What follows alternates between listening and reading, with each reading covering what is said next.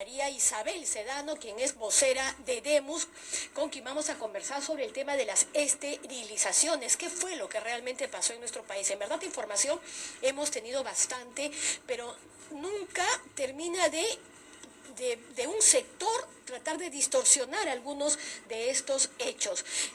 María Isabel, aquí no cabe lugar a dudas, ¿no es cierto? O sea, si de algo está clarísimo que ocurrió, un hecho ocurrió clarísimamente en nuestro país, fue el tema de que estas esterilizaciones fueron forzadas y de que además, en muchos casos, se hizo además sin siquiera la voluntad y el consentimiento de estas mujeres.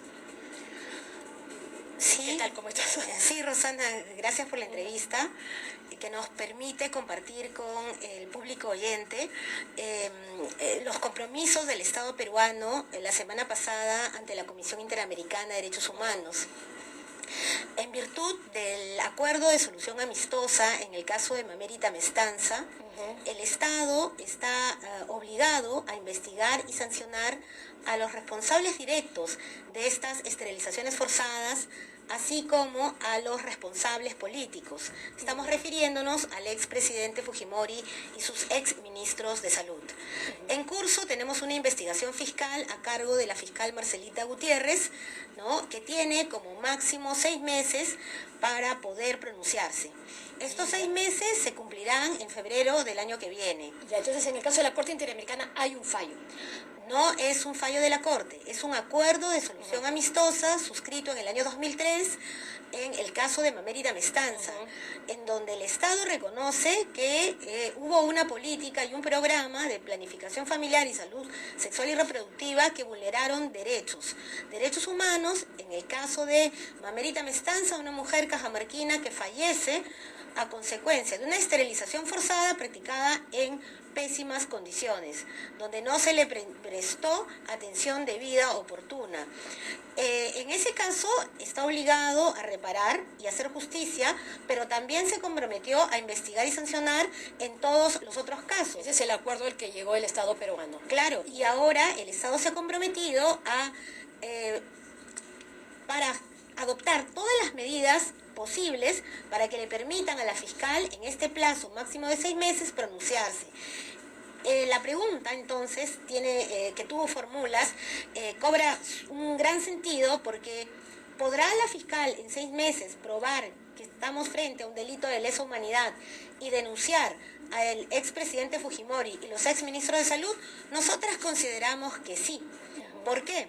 Porque existen medios probatorios en el expediente, son 154 tomos, ¿no?, con un promedio entre 500 y 1000 páginas por cada tomo, ¿no?, de una investigación que ya lleva por lo menos unos 13 años. Por eso, ¿no? O sea, 13 años sí. Pero donde lamentablemente el Ministerio Público archivó en más de una ocasión sin fundamento alguno, y en donde, por el compromiso adquirido ante la Comisión Interamericana, se ha reabierto. ¿Qué obra en el expediente? Obran testimonios de víctimas, ¿no?, que no solamente son las 2074 que son materia de la denuncia, sino testimonios que se están recabando y que se siguen, que la fiscal sigue tomando, ¿no? Hace poco ha tomado por lo menos unos 600 testimonios más. Tenemos las historias clínicas donde obran los consentimientos, entre comillas, informados, pero habrá que ver si estos efectivamente lo son, porque si uno analiza estos casos en el contexto en el que se dieron en el marco de una política de Estado y un programa de planificación familiar y salud sexual y reproductiva, donde no se garantizó el consentimiento informado, y eso está aprobado por informes defensoriales que así lo señalan. La Defensoría del Pueblo registró 198 casos donde se prueba que no se aplicaban de manera correcta los protocolos para garantizar el consentimiento informado, porque no se tomaban en cuenta cosas tan obvias como hablar y asesorar a las mujeres en su lengua materna, o se coaccionaba a las mujeres para que firmaran a cambio de tener acceso a programas sociales, alimentarios, por ejemplo. O también ellas niegan que hayan consentido porque no entendían de lo que les estaban hablando, ¿no? A veces se fraguaba su firma o simplemente se tomaba el consentimiento del esposo sin consultarles a ellas, ¿no? Y así una serie de problemas que constan en informes que han producido las comisiones en el Congreso o en el Ministerio de Salud. También tenemos las declaraciones de los propios médicos, ¿no? De cómo estaban coaccionados también por esa política. Claro, porque digamos, desde el otro lado lo que se ha dicho es que son algunos casos, o sea que si bien esta política dio pues un resultado de no sé cuántas mil atenciones, solo un pequeño porcentaje son las que han terminado denunciando y que son las que no debieron ser, fueron las que no fueron debidamente informadas de lo que estaban, por las razones que tú dices. Fue así, realmente estamos hablando de casos aislados dentro de una serie de intervenciones que se realizaron a nivel nacional.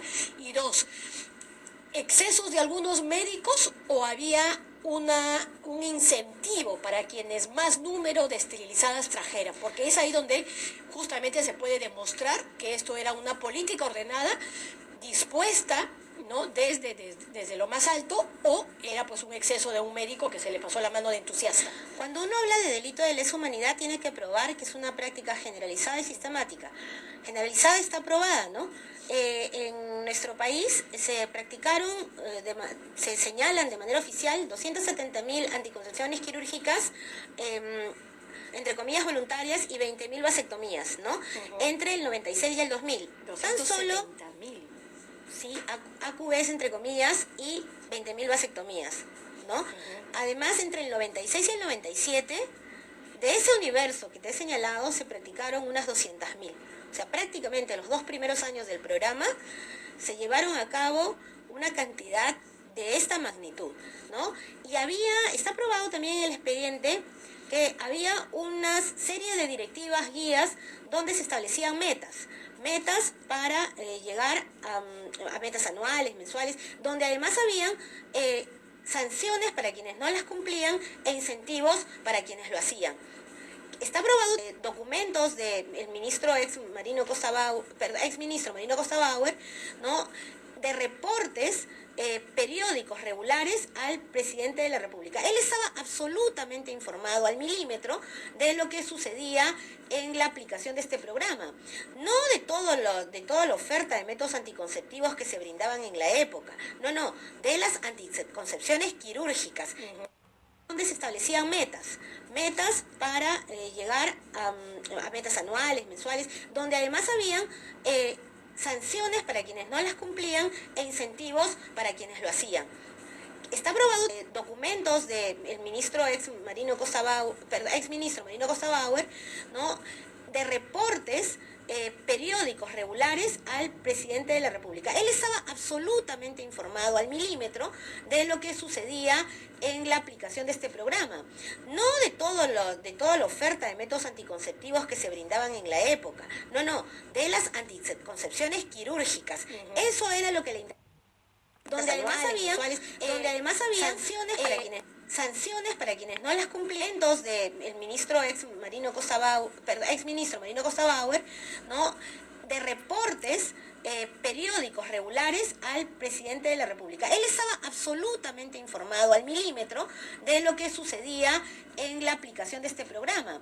No de toda la oferta de métodos anticonceptivos que se brindaban en la época. No, de las anticoncepciones quirúrgicas. Eso era lo que le interesaba al presidente saber. Si se había actualmente cómo se practicaba y cómo la intervención de los militares.